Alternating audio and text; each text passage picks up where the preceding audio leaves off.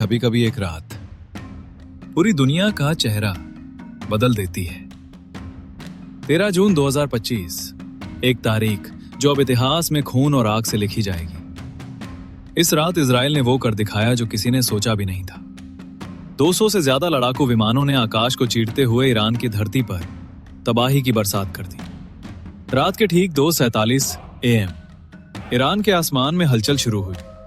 Radar systems कुछ अजीब signal detect करते हैं, लेकिन तब तक बहुत देर हो चुकी होती है।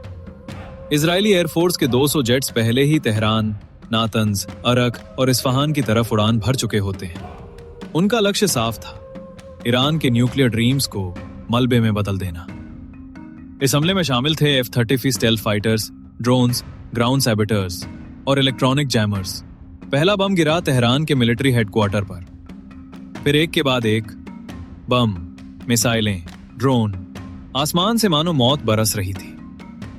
नातंज का न्यूक्लियर प्लांट, जहां ईरान चुपचाप अपना यूरेनियम समृद्ध कर रहा था, अब एक धुएं का गुब्बार बन चुका था। इमारतें कांप रही थीं, सायरन बज रहे थे और लोग सिर्फ भाग रहे थे। इस हमले में 78 से ज्यादा लोग मारे गए। IRGC के टॉप कमांडर जनरल सलामी और चीफ ऑफ स्टाफ बागरी भी इस हमले में मारे गए।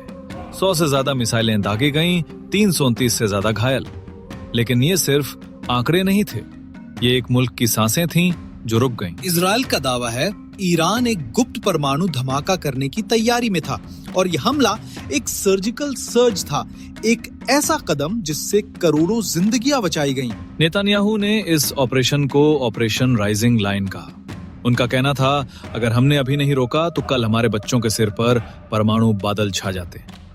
ईरान ने इस हमले को घिनौनी साजिश बताया और दुनिया के सामने बदला लेने की कसम खा ली। यह हमला सिर्फ ईरान पर नहीं था, यह हमला था मध्य पूर्व की स्थिरता पर, एक स्पार्क जो कभी भी वर्ल्ड वॉर में बदल सकता है। पूरी दुनिया में हलचल मच गई है। ऑयल की कीमतें आसमान पर, स्टॉक मार्केट्स लाल और राष्ट्रों के बीच दूतावासों में खामोशी छा गई है। इजराइल ने नेशनल इमरजेंसी घोषित कर दी, सभी एयरपोर्ट बंद, नागरिकों को शेल्टर में रहने की हिदायत। UAE, सऊदी, टर्की, सभी की नजरें अब सिर्फ एक सवाल पर हैं, क्या अगला हमला तेहरान से आएगा? रूस और चीन ने इजराइल के कदम की कड़ी निंदा की है। अमेरिका ने स्थिति को सेंसिटिव कहा और कूटनीतिक चैनल एक्टिवेट किए हैं। लेकिन सवाल ये नहीं कि कौन सही है और कौन गलत, सवाल ये है, क्या इंसानियत फिर से युद्ध के अंधेरे में डूबने वाली है? क्या ये वर्ल्ड वॉर 3 का पहला पन्ना है? 13 जून 2025, ये सिर्फ एक तारीख नहीं है, ये उस आग का पहला शोला है जो अगर न बुझाई गई तो पूरी दुनिया राख बन सकती है। जुड़े रहिए, क्योंकि ये कहानी अभी खत्म नहीं हुई, बल्कि अब शुरू हो रही है।